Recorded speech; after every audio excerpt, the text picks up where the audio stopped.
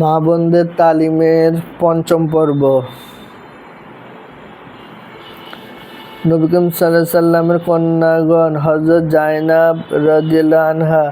রাসূল করিম সাল্লাল্লাহু আলাইহি সাল্লামের 4 কন্যা ছিলেন, জায়নাব, রুকাইয়া, উম্মে কুলসুম ও ফাতিমা।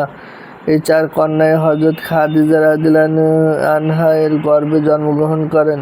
এর মধ্যে হযরত জায়নাব রাদিয়াল্লাহু আনহা ছিলেন সবচেয়ে বড়, আর হযরত ফাতিমা রাদিয়াল্লাহু আনহা ছিলেন সবচেয়ে ছোট। নবী করিম সাল্লাল্লাহু আলাইহি সাল্লাম হযরত জায়নাব রাদিয়াল্লাহু আনহাকে খুব ভালোবাসতেন। জায়নাব রাদিয়াল্লাহু আনহা এর প্রথম বিবাহ হয় তার খালাতো ভাই হযরত আবুল আস ইবনু রাবি রাদিয়াল্লাহু আনহু এর সাথে। বিবাহের সময় আবুল আস মুসলমান ছিলেন না। ইসলামের প্রথম যুগে মুসলমান ও অমুসলমানেও বিবাহ জায়েজ ছিল, পরে তা রহিত হয়ে যায়। মুসলমান অমুসলমানের বিবাহ নিষিদ্ধ হয়ে যায়। হযরত জায়নাব রাদিয়াল্লাহু আনহা যখন মুসলমান হন, আবুল আস তখন ইসলাম গ্রহণ করতে অস্বীকৃতি জানান। এক পর্যায়ে হযরত জায়নাব রাদিয়াল্লাহু আনহা স্বামীকে ত্যাগ করে মদিনায় চলে আসেন। 7ম হিজরিতে হযরত আবুল আস ইসলাম গ্রহণ করেন এবং মদিনায় চলে আসেন। সাল্লাম হযরত জায়নাব রাদিয়াল্লাহু আনহাকে পুনরায় হযরত আবুল আস রাদিয়াল্লাহু আনহু এর নিকট স্ত্রী হিসাবে মুগ্ধ করেন। 8ম হিজরিতে হযরত জায়নাব রাদিয়াল্লাহু আনহা ইন্তেকাল করেন। হযরত জায়নাব রাদিয়াল্লাহু আনহা এর ঘটনায় লক্ষ্য করার বিষয় হলো, হযরত জায়নাব রাদিয়াল্লাহু আনহা ইসলামের জন্য স্বামীকে ত্যাগ করে মদিনায় হিজরত করে চলে এসেছিলেন। ইসলামের খাতিরে সব কিছু ত্যাগ করার জন্য এভাবে সকলকেই প্রস্তুত থাকতে হবে। ইসলামের পথে চলতে গেলে আত্মীয় স্বজন যদি অপছন্দ করে তাহলে তাদের অপছন্দের কোনো মূল্য দেওয়া যাবে না। যেমন পর্দা করলে অনেক আত্মীয় অসন্তুষ্ট হয়ে যায়। ঘরে টেলিভিশন, ভিসিআর ইত্যাদি বাপের সরঞ্জাম না থাকলে অনেক আত্মীয় স্বজন অসন্তুষ্ট হয়ে যায়। এর অসন্তুষ্টির কোনো পরোয়া করা চায় না। দিনের জন্য সব কিছু ত্যাগ করার মানসিকতা রাখতে হবে। মুসলমান মানুষের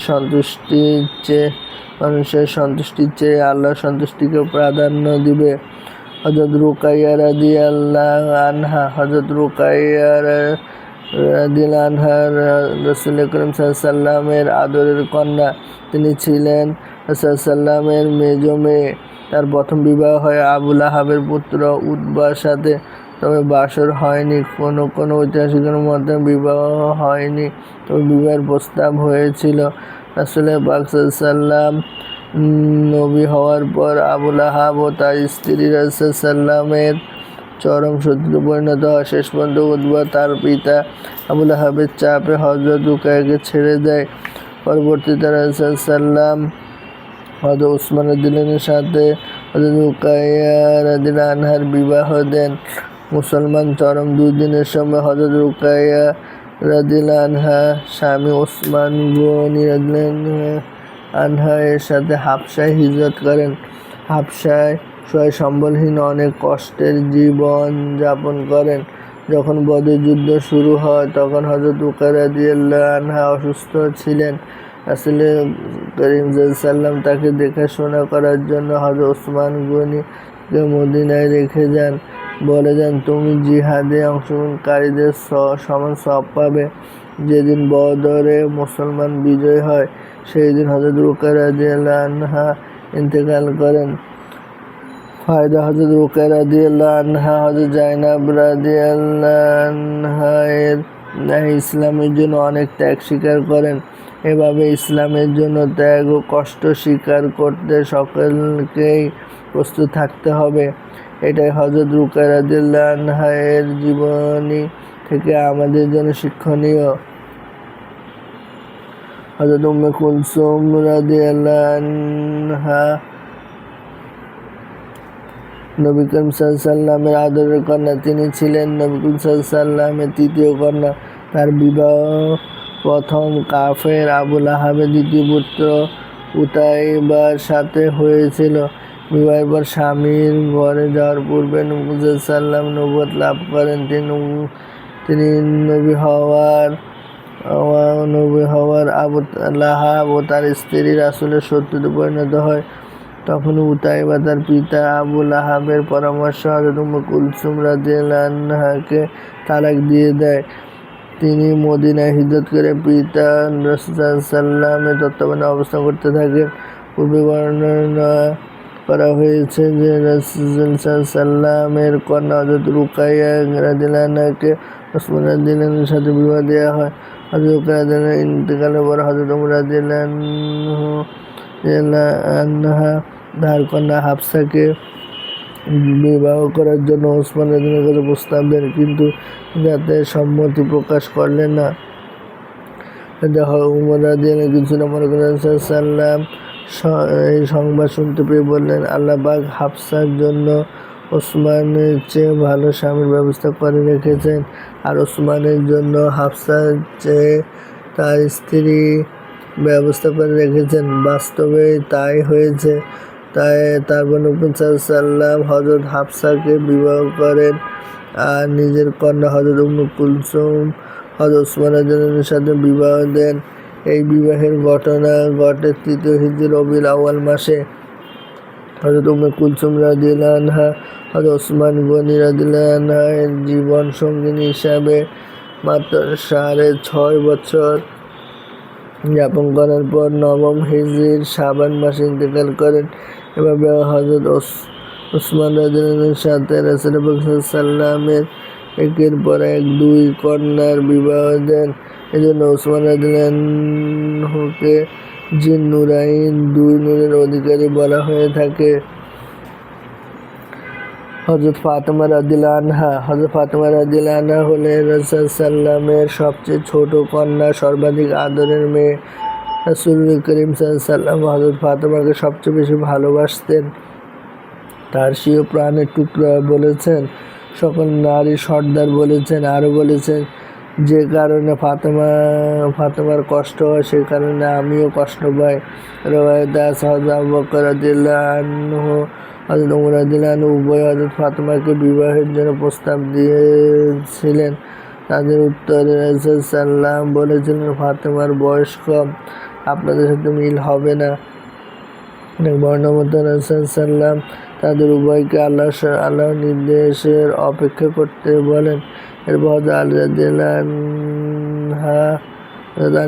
আনহু প্রস্তাব করলে রাসূল সাল্লাম হযরত আলী রাদিয়াল্লাহু আনহুর সাথে ফাতেমার বিবাহ দেন এবং বলেন, ফাতেমাকে আলীর সাথে বিবাহ দেওয়ার জন্য আল্লাহ পাক আমাকে আদেশ করেছেন।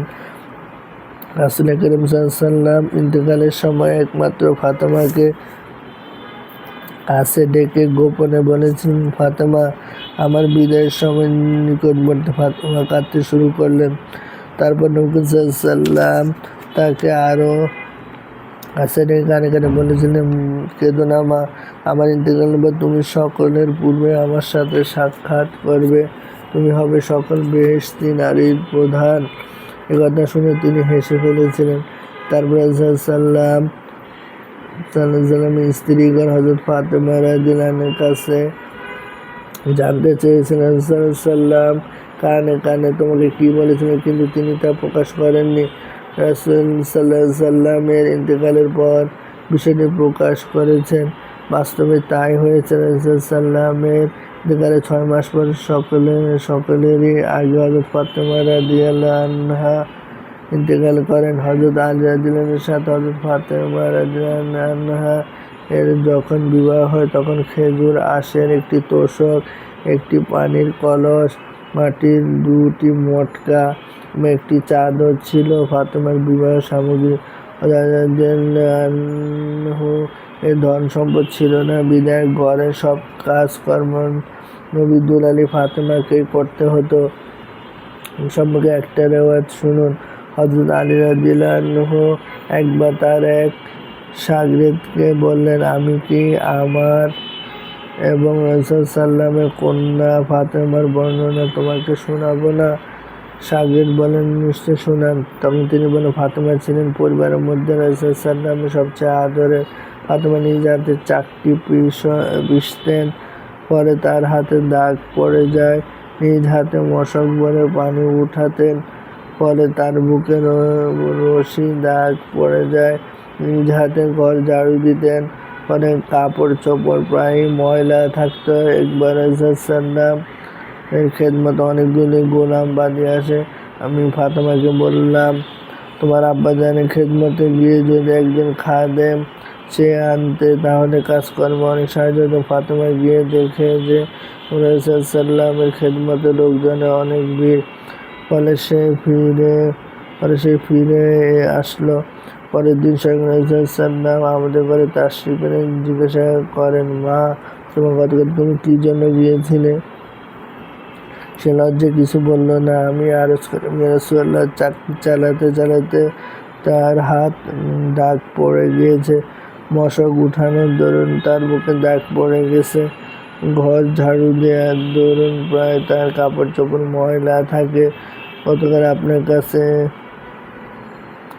আপনার খেদমতে কিছু গোলাম বাদী আসায় আমি তাকে বলেছিলাম একটা খাদেম চেয়ে আনলে কাজকর্মে সাহায্য হতো।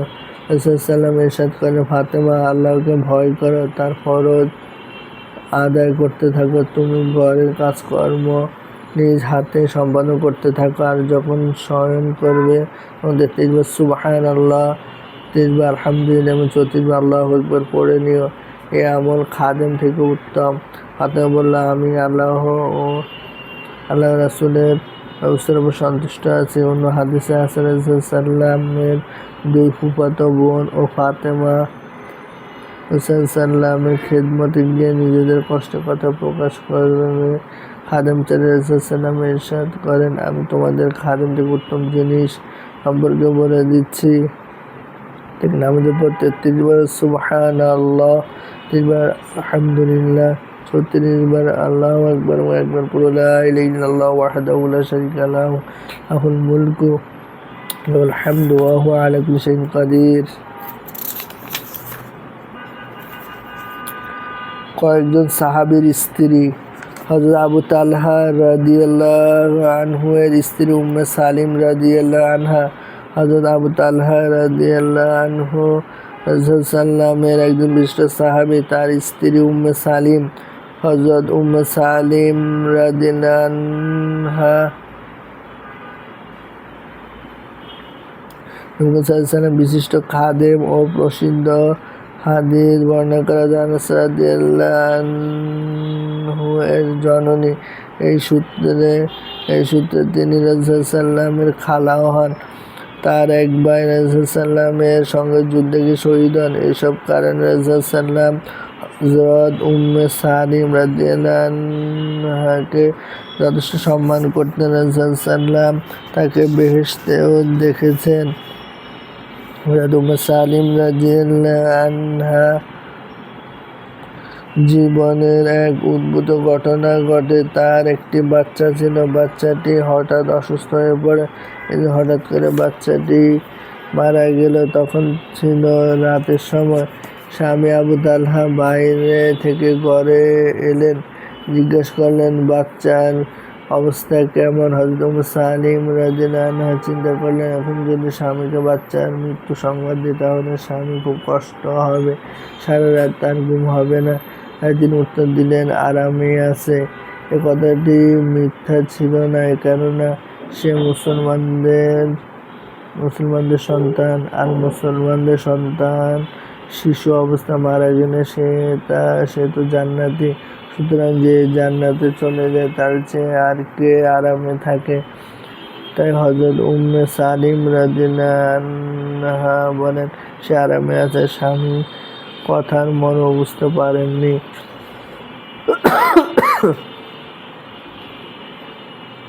যা হোক, হযরত উম্মে সালিম রাদিয়াল্লাহু আনহা স্বামীর সামনে খাবার এনে রাখলেন। স্বামী খানা বানা শেষ করার পর স্ত্রীর প্রতি হওয়ায় তাকে ব্যবহার করতে চাইলেন। আল্লাহর বান্দী হযরত উম্মে সালিম রাদিয়াল্লাহু তাকে বাধা দিলেন না। সবকিছু শেষ হওয়ার পর স্বামীকে শান্ত কণ্ঠে জিজ্ঞেস করেন, আচ্ছা, কেউ যদি কাউকে কোনো জিনিস দিয়ে আবার তা ফেরত নিয়ে নেয় তাহলে কি তার সেটা অস্বীকার করার অধিকার আছে? বললেন, না। তখন হযরত সালিম রাদিয়াল্লাহু আনহা বললেন, আমার বাচ্চার ব্যাপারেও সবর করুন। কথা শুনে স্বামী হযরত আবু তালহা রাদিয়াল্লাহু আনহু খুব রাগ হলেন। বললেন, আমাকে সঙ্গে সঙ্গে বলনি কেন?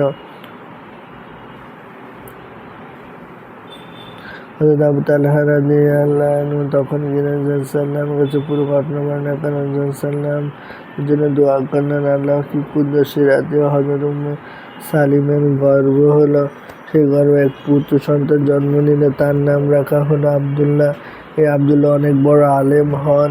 তার বংশে অনেক বড় বড় আলেম জন্ম নেন।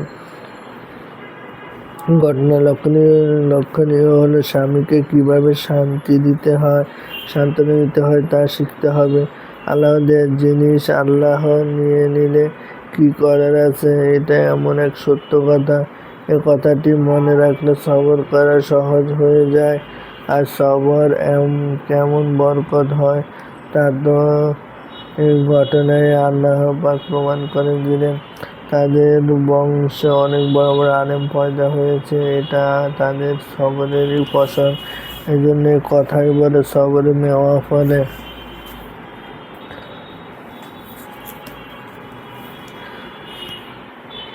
হযরত ইবনে মাসউদ রাদিয়াল্লাহু আনহু এর স্ত্রী জয়নাব রাদিয়াল্লাহু আনহা রাসূল করিম সাল্লাল্লাহু আলাইহি ওয়াসাল্লামের 3 জন মহিলা সাহাবীর কথা পাওয়া যায়, যারা দ্বীন শেখার জন্য লজ্জা ত্যাগ করে রাসূল সাল্লাল্লাহু আলাইহি ওয়াসাল্লামের কাছে লজ্জা বিষয়ক মাসাইল জিজ্ঞাসা করেছিলেন।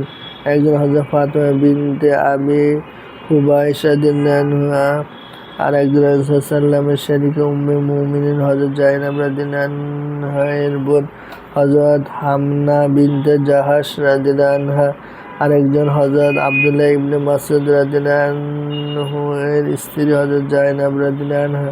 তারা সকলে মিলে নবীজির দরবারে এসেছিলেন মাসআলা জানার জন্য। প্রথম দুজন ইস্তেহাজা সম্পর্কে রাসূল সাল্লাল্লাহু আলাইহি ওয়াসাল্লামের কাছে জানতে চেয়েছিলেন, আর তৃতীয়জন সৎকা সম্পর্কে মাসআলা জানতে চেয়েছিলেন। ফায়দা: এখান থেকে শিক্ষণীয় বিষয় হলো দ্বীনের প্রতি ঝোঁক থাকতে হবে। দ্বীনি মাসাইল শেখার জন্য আগ্রহ থাকতে হবে। দ্বীনি বিষয় শেখার প্রতি ওদের ঝোঁক ও আগ্রহ ছিল বলে তারা মাসআলা জানার জন্য নবীর দরবারে এসেছিলেন। দ্বীনি বিষয় শেখার ক্ষেত্রে লজ্জাবোধ তাদের জন্য বাধা হয়ে দাঁড়ায়নি। অতএব আমাদের উচিত কোনো দ্বীনি বিষয় বা মাসাইল জানার প্রয়োজন দেখা দিলে তা কোনো পরহেজগার আলেমের কাছ থেকে জেনে নেয়া। লজ্জার বিষয় হলে সরাসরি আলেমের কাছে না বলে তার স্ত্রীর কাছে বলে তার মাধ্যমে আলেম থেকে জেনে নেওয়া যেতে পারে। রাখতে হবে, লজ্জা করে মাসালা না শিখলে আমল সহি হবে না, আর আমল সহি না হলে আল্লাহর কাছে ধরা পড়তে হবে। হযরত উবাইদা রাদিয়াল্লাহু আনহু এর স্ত্রী উম্মে হারাম রাদিয়াল্লাহু আনহা। হযরত উম্মে হারাম রাদিয়াল্লাহু আনহা একজন বিশিষ্ট মহিলা সাহাবী। তিনি হযরত উবাদা রাদিয়াল্লাহু আনহু এর স্ত্রী। হযরত উম্মে সালিম রাদিয়াল্লাহু আনহা এর বোন। এক সম্পর্কে তিনি রাসূল সাল্লাল্লাহু আলাইহি ওয়াসাল্লামের খালা। সাল্লাম মাঝে মধ্যে তার ঘরে যেতেন। একবার রাসূল সাল্লাম তার ঘরে গিয়েছিলেন, খানা খেয়ে একটু শুয়েছেন।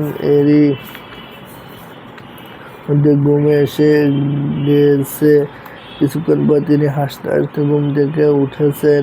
হযরত উম্মে হারাম রাদিয়াল্লাহু আনহা রাসূল সাল্লামকে হাসার কারণ জিজ্ঞাসা করে তিনি বলেন, আমি এইমাত্র স্বপ্নে দেখলাম আমার উম্মতের একটি দল জাহাজে চড়ে জিহাদে যাচ্ছে। তাদের লেবাস, পোশাক এবং মাল সামান দেখে মনে হয় তারা যেন আমির বাদশাহ। এটা শুনে হযরত উম্মে হারাম রাদিয়াল্লাহু আনহা দোয়া করুন, আল্লাহ তাআলা যেন আমাকে তাদের মধ্যে শামিল করে নেন। সাল্লাম দোয়া করলেন এবং এরপর আবার তিনি ঘুমিয়ে পড়লেন। একটু পরে আবার পূর্বের মতো হাসতে হাসতে জেগে উঠলেন। হযরত উম্মে হারাম রাদিয়াল্লাহু আনহা আবার রাসূল সাল্লামকে হাসার কারণ জিজ্ঞাসা করলেন। এই জাতীয় আরও কিছু লোক দেখলাম। তিনি পূর্বের মতো আবার আরজ করে, রাসূলুল্লাহ দোয়া করুন আল্লাহ তাআলা যেন আমাকে সেই দলে আমিন করে। ইব্রাহিম আলাইহিস সালাম বললেন, না, তুমি প্রথম দলের একজন অথবা নবীজির ওফাতের পর মুসলমানগণ সমুদ্র পথে জিহাদ করেছে। হযরত উম্মে হারাম রাদিয়াল্লাহু আনহা এর স্বামী হযরত উবাদা রাদিয়াল্লাহু আনহু সেই জিহাদে শরীক হয়েছিলেন। স্বামীর সাথে উম্মে হারামও সেই জিহাদে গিয়েছিলেন। সাগর পার হওয়ার পর একটি জানোয়ারের পিঠে সওয়ার হওয়ার সময় জানোয়ার পিঠ থেকে পড়ে যান, ইন্তেকাল করেন। এখানে লক্ষণীয় বিষয় হলো হযরত উম্মে হারাম রাদিয়াল্লাহু আনহা কত দিনদার মহিলা ছিলেন যে সওয়াব হাসিল করার জন্য নিজের জীবনে পরোয়া করেনি। নিজের রাসূলুল্লাহের দ্বারা দোয়া করিয়েছেন। সাল্লাম দোয়াও পুরোপুরি কবুল হয়েছে, কারণ ঘরে না ফেরা পর্যন্ত পুরো সফরটাই জিহাদের সফর বলে গণ্য। আর জিহাদের সফরে যে কোনোভাবে মারা গেলে শহীদ হওয়ার মর্যাদা পাওয়া যায়। হযরত উম্মে হারাম রাদিয়াল্লাহু আনহা এই শাহাদাতের মর্যাদা হাসিল করেছেন। আজকাল মহিলারা দ্বীনের জন্য জীবন দেওয়া তো দূরের কথা, ইবাদতের জন্য একটু মেহনত মুজাহাদা করতে প্রস্তুত হয় না।